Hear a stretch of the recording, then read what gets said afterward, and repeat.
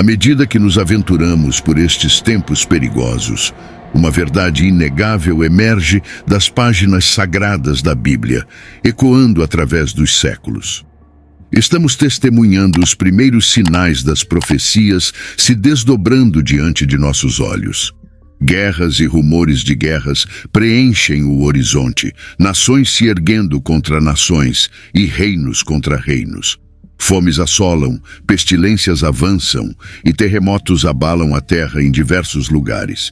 Neste turbilhão de eventos catastróficos, tanto os fiéis como os céticos se encontram mergulhados em uma sede insaciável por compreensão dos tempos vindouros. Lembro-me de uma ocasião recente em que um âncora de notícias, cético por natureza, reconheceu a terrível precisão das palavras registradas em Mateus 24. Mesmo os que duvidam não podem ignorar a incrível exatidão das Escrituras. O mundo do entretenimento também não fica imune a este fervor. Hollywood, em sua busca incessante por cativar o público, abraça os temas escatológicos com fervor. Produções cinematográficas como Armageddon e blockbusters que retratam o apocalipse ganham destaque, alimentando a intuição que muitos nutrem, de que estamos de fato nos últimos dias. Uma das figuras centrais nas profecias bíblicas é a que se destaca como a primeira besta, conhecida como o Anticristo. Este ser, uma entidade singular, um homem de uma natureza única, desperta uma especulação intensa sobre sua identidade. Ao longo dos séculos, o mundo foi envolto em conjecturas sobre quem seria este indivíduo enigmático. As teorias sobre a verdadeira identidade do Anticristo e seu número misterioso alimentaram a imaginação humana ao longo dos tempos. Figuras poderosas foram alvo dessas especulações, ascendendo e caindo, enquanto alguns foram rotulados como o Anticristo ou associados ao seu sistema, apenas para que tais afirmações fossem posteriormente refutadas. É uma lição valiosa em cautela ao se aventurar em conjecturas sobre quem poderia ser o Anticristo nos dias atuais. Um exemplo clássico é o do imperador Nero, que reinou infamemente de 54 a 68 d.C. Conhecido por sua brutal perseguição aos cristãos, a grafia grega de seu nome, Nero César, transliterada para o hebraico, equivale numericamente a 666. Este enigma tem sido fonte de especulações e teorias ao longo dos séculos, mas serve como um lembrete de que devemos abordar com prudência qualquer identificação do Anticristo nos dias de hoje. Alguns, em sua busca pela identidade do Anticristo, voltaram seus olhares para figuras históricas proeminentes. Adolf Hitler, por exemplo, foi rotulado por muitos como candidato ao título, dada a evidente brutalidade de seu regime. Outra teoria intrigante, apresentada no livro O Anticristo e uma Xícara de Chá, sugere que a monarquia britânica, mais especificamente o príncipe Charles de Gales, pode ser o cumprimento das profecias bíblicas. Autorado por Tim Cohen, o livro mergulha na investigação das profecias bíblicas, dados históricos e simbolismo encontrado no brasão de armas da família real britânica para sustentar sua tese. Cohen argumenta que o príncipe Charles possui a linhagem, influência e significado religioso e político necessários para desempenhar o papel do Anticristo, conforme descrito no livro do Apocalipse e em outros textos bíblicos. A especulação não se limita a figuras europeias. Nos Estados Unidos, cada presidente desde George Washington tem sido objeto de escrutínio, com alguns sugerindo que qualquer um deles poderia potencialmente se encaixar na descrição do Anticristo. O imenso poder e influência que o presidente dos Estados Unidos detém, tanto nacional quanto internacionalmente, torna-os alvos naturais para tais conjecturas, especialmente para aqueles que interpretam os eventos contemporâneos através da lente das profecias bíblicas. Desde os primórdios da nação americana, líderes presidenciais foram submetidos a uma análise minuciosa, com suas ações e políticas sendo medidas em relação às descrições e previsões encontradas nos textos bíblicos sobre o fim dos tempos. Este escrutínio persiste ao longo da história dos Estados Unidos, abrangendo eras e líderes, refletindo a contínua busca pela compreensão dos tempos em que vivemos. Quase todos os presidentes, em algum momento de sua trajetória, foram incluídos na lista de suspeitos como potenciais encarnações do Anticristo. Figuras notáveis como Franklin Roosevelt, John Kennedy, Richard Nixon, Ronald Reagan, Bill Clinton e Barack Obama foram alvo de especulações por indivíduos e organizações, cada um sendo considerado como possível cumpridor do papel profetizado. Essas suspeitas variam em fundamentação, desde análises de suas políticas, carisma e influência nacional, até critérios mais esotéricos, como a numerologia associada a seus nomes, ou ações específicas que poderiam ser interpretadas como o cumprimento das profecias bíblicas. Por exemplo, o nome completo de Ronald Reagan, Ronald Wilson Reagan, possui 6 letras em cada um de seus 3 nomes, levando alguns a relacioná-lo ao número 666, conhecido como o número da besta no livro do Apocalipse. As conexões são muitas vezes feitas de forma criativa, como no caso de Barack Obama, cuja popularidade global e políticas foram vistas por alguns como conducentes a um governo mundial unificado, alimentando especulações sobre seu possível papel nos eventos finais. Essas análises complexas e interpretações intrigantes continuam a moldar o discurso em torno das figuras públicas e seu potencial papel no desenrolar dos acontecimentos proféticos. Esta tendência à especulação não é apenas um fenômeno isolado. Ela reflete uma característica intrínseca da humanidade, uma profunda inclinação para buscar padrões e sinais em nosso mundo, especialmente quando se trata de compreender e antecipar eventos cruciais e cataclísmicos. O papel do presidente dos Estados Unidos, dada sua imensa influência, naturalmente atrai tal especulação, especialmente entre aqueles profundamente investidos em crenças escatológicas e do fim dos tempos. Outra categoria de indivíduos frequentemente apontados como potenciais anticristos são os bilionários da era moderna. Com o aumento do destaque dos bilionários, eles passaram a empunhar influência significativa não apenas nos reinos dos negócios e finanças, mas também na cultura política e até na política global. Essa combinação de influência, vasta riqueza e muitas vezes personalidades carismáticas tem gerado um fascinante fenômeno. Sempre que um bilionário carismático emerge na cena global, rapidamente surgem especulações sobre sua possível identificação como o anticristo. Essa especulação está enraizada na crença de que alguém com imensa riqueza e influência poderia ter os meios para cumprir as profecias descritas na escatologia bíblica sobre o fim dos tempos. Essa noção de bilionários como potenciais anticristos depende de várias características importantes atribuídas a essa figura nos textos bíblicos. Um imenso poder, a capacidade de influenciar a opinião pública e manipular eventos globais, além da promessa de inaugurar um período de paz e prosperidade, apenas para eventualmente liderar a humanidade ao engano e à ruína. Os bilionários, com seus vastos recursos, redes internacionais e às vezes empreendimentos filantrópicos, se encaixam perfeitamente nessa narrativa para aqueles que veem os eventos contemporâneos através das lentes da profecia. Sua capacidade de impactar economias, influenciar decisões políticas e moldar a narrativa da mídia lhes confere uma espécie de onipresença que pode parecer quase sobrenatural para os devotos religiosos.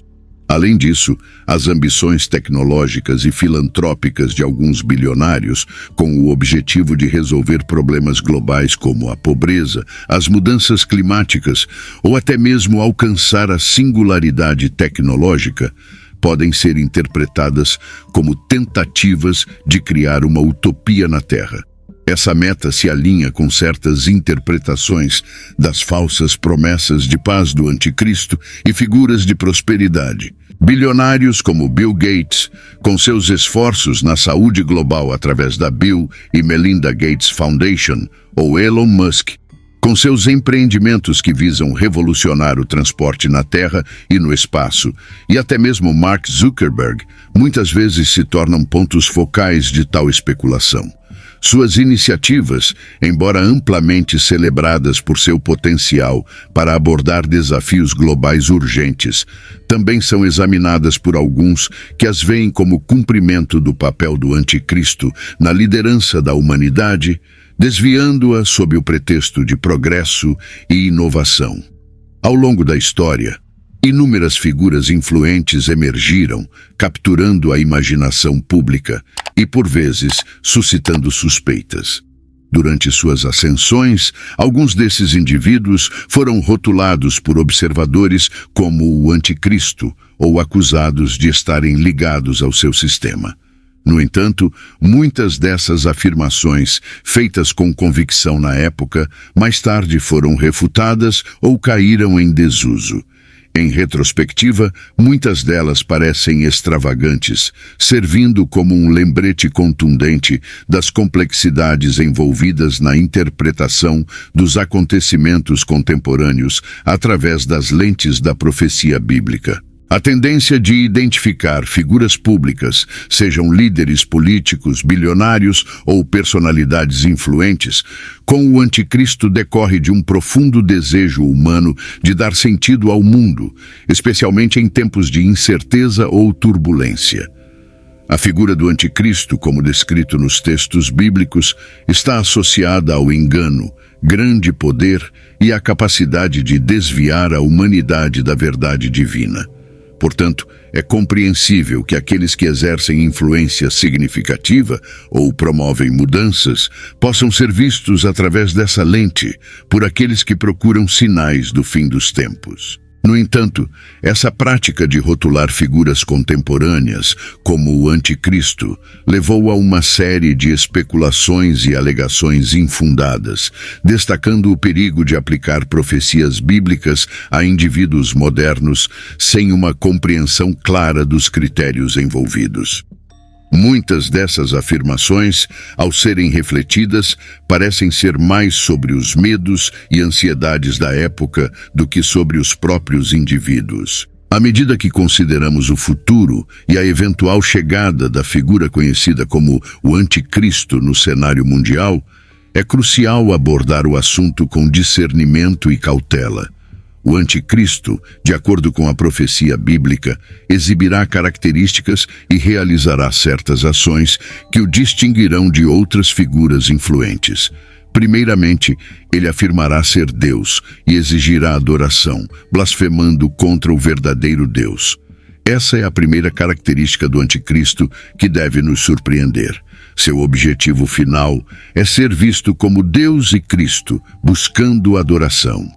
Quando ele surgir, ele adotará uma abordagem persuasiva para obrigar as pessoas a adorá-lo, realizando feitos que outros não podem, oferecendo soluções que outros não conseguem fornecer e prometendo paz onde outros falharam. Mateus 24, versículo 4, adverte sobre a aparição de falsos cristos e falsos profetas, capazes de realizar grandes sinais e maravilhas que, se possível, enganariam até mesmo os eleitos. E Jesus, respondendo, disse-lhes: acautelai-vos que ninguém vos engane. Da mesma forma, 2 Tessalonicenses 2, versículos 3 e 4 adverte: ninguém de maneira alguma vos engane, porque não será assim sem que antes venha a apostasia e se manifeste o homem do pecado, o filho da perdição, o qual se opõe e se levanta contra tudo o que se chama Deus ou se adora, de sorte que se assentará como Deus no templo de Deus, querendo parecer Deus. A segunda ação que o anticristo empreenderá é falar mal contra Deus. Ele difamará Deus para enganar muitos a adorá-lo. O anticristo desviará a atenção das pessoas de Deus para si mesmo, afirmando ser divino impulsionado pelo orgulho. Ele não reverenciará a Deus. Em vez disso, falará mal dele. Apocalipse 13, versículo 6 confirma isso, dizendo que ele abrirá a boca em blasfêmia contra Deus, blasfemando o seu nome e o seu tabernáculo, e até mesmo aqueles que habitam no céu. Ele demonstrará completo e total desdém e desrespeito a Deus, insultando-o e declarando-se divino, e abriu a boca em blasfêmias contra Deus para blasfemar do seu nome e do seu tabernáculo e dos que habitam no céu. No livro de Levítico, Deus estabeleceu um decreto solene contra o ato de blasfêmia, sublinhando a santidade de seu nome com a máxima gravidade. Levítico 24, versículo 16, declara que quem blasfemar o nome do Senhor certamente será morto. Toda a congregação o apedrejará. Esse mandamento ilustra a severa consequência do desrespeito ao divino, destacando a blasfêmia como um ato merecedor da pena final sob a lei. Este decreto não apenas testemunha a santidade e reverência devida a Deus, mas também estabelece um precedente para a seriedade com que a blasfêmia seria considerada em um cumprimento futuro da justiça divina. Apesar dos esforços do anticristo para se elevar acima de Deus, proclamando-se divino e buscando a adoração da humanidade, seu destino está irrevogavelmente selado. Apocalipse 19, versículo 20, narra o momento do acerto de contas, afirmando que a besta e o falso profeta foram capturados e lançados vivos no lago de fogo, que arde com enxofre. Esta passagem simboliza o desaparecimento final do anticristo e seu associado, o falso profeta, como uma intervenção direta de Deus para pôr fim à sua blasfêmia e engano. E a besta foi presa e com ela o falso profeta, que diante dela fizera os sinais com que enganou os que receberam o sinal da besta e adoraram a sua imagem. Estes dois foram lançados vivos no ardente lago de fogo e de enxofre. A remessa do anticristo para a punição eterna no lago de fogo representa o cumprimento da justiça divina, refletindo a posição rigorosa contra a blasfêmia descrita no Antigo Testamento, mas em uma escala eterna e cósmica. A transição narrativa do Antigo Testamento, exemplificada em Levítico, até o cumprimento profético e revelação, encapsula um contínuo de justiça divina e a imutabilidade da posição de Deus sobre a blasfêmia. Enquanto o anticristo, ao longo do tempo, parece exercer poder e liderar muitos extraviados com suas reivindicações blasfemas, seu destino é predeterminado pelo soberano Deus. O contraste entre a ascendência temporária do anticristo e sua queda final destaca uma verdade fundamental. Nenhum ato de desafio contra Deus ficará impune, e toda blasfêmia é, em última análise, autodestrutiva. Em segundo lugar, o número 666, comumente referido como o número da besta, permanece como um símbolo profundo do mal e da malevolência ao longo dos anais da escatologia cristã. Sua menção evoca imagens das forças das trevas em jogo, servindo como um lembrete gritante da difundida influência do anticristo no mundo. Este número tem sido associado à identidade do anticristo e ressoa como um alerta sobre a presença do mal nas profundezas da história humana. A associação de 666 com o anticristo está profundamente enraizada no livro do Apocalipse, onde é explicitamente apresentado como o número da besta, uma referência direta à presença do anticristo e seus empreendimentos malignos. Em Revelação 13, versículo 18, é declarado: aqui está a sabedoria, aquele que tem compreensão, que calcule o número da besta, pois é número de homem. O seu número é 666. Esta passagem sublinha a importância crítica de reconhecer o número 666 como um marcador definitivo da influência do anticristo. É um símbolo carregado de presságio, sinalizando a presença do mal e servindo como um farol para o discernimento. Os crentes devem estar atentos para identificar o funcionamento do anticristo no mundo. Se alguém estiver pressionando pela adoção global de uma marca na testa ou na mão direita, entenda que esse indivíduo é o anticristo ou um agente dentro de seu sistema. Da mesma forma, se alguém estiver tentando ditar os termos de compra e venda, controlando esses aspectos fundamentais da vida diária, essa pessoa é o anticristo ou uma figura-chave em sua operação. Embora o significado preciso do número 666 permaneça incerto no momento, não há dúvida de que iremos inequivocamente reconhecer seu significado quando o homem do pecado, o anticristo, fizer sua aparição. O significado de 666 se estende além de um mero numeral.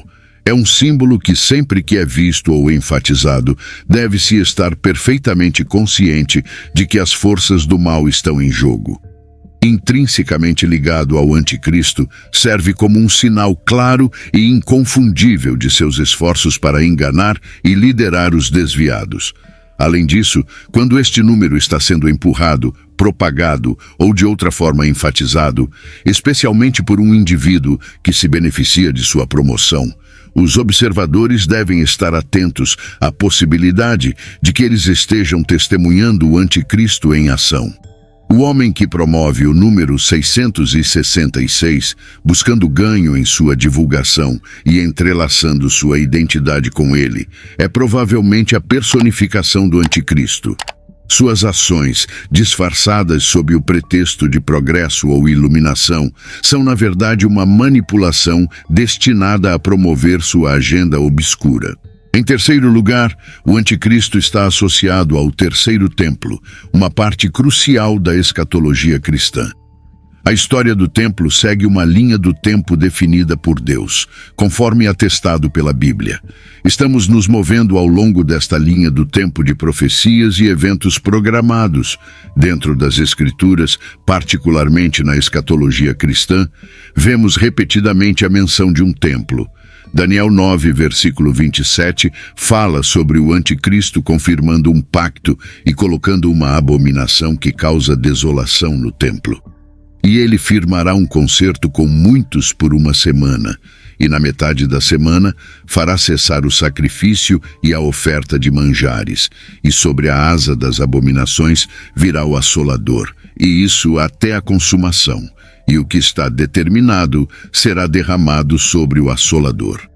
Mateus 24 também faz referência à abominação que causa desolação mencionada por Daniel, alertando os leitores para fugirem para as montanhas. 2 Tessalonicenses 2, versículo 4, descreve o anticristo se opondo e exaltando-se sobre tudo o que é chamado Deus ou é adorado, proclamando-se como Deus, o qual se opõe e se levanta contra tudo o que se chama Deus ou se adora, de sorte que se assentará como Deus no templo de Deus, querendo parecer Deus. O anticristo está associado ao terceiro templo, e quando este templo for construído ou estiver em vias de ser construído, devemos estar atentos à sua presença. Os versículos de Daniel, Mateus e 2 Tessalonicenses se entrelaçam para criar uma tapeçaria de imagens proféticas profundamente enraizadas no significado do templo como central para os eventos do fim dos tempos. Na escatologia, o templo, tanto físico quanto simbólico, ocupa o centro da adoração espiritual.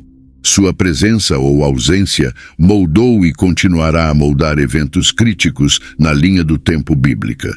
Daniel 9, versículo 27, afirma que o anticristo confirmará uma aliança com muitos por uma semana.